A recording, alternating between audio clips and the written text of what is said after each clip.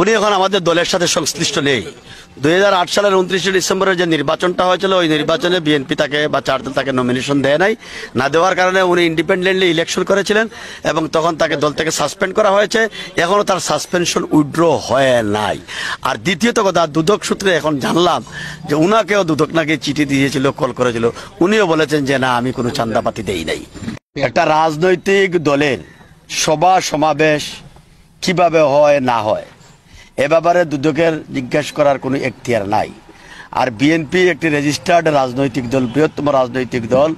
আমি এবং আমার দল মনে করে যে এই চিঠি বর্তমান সরকারের রাজনৈতিক স্বার্থ হাসিল এবং রাজনৈতিক উদ্দেশ্যে বিরোধী দলকে ধ্বংস করা, নির্মূল করা এবং নির্যাতন, নিবর্তন, নিপীড়নের আরেকটি অধ্যায়। তারা বলছিলেন যে দুইটা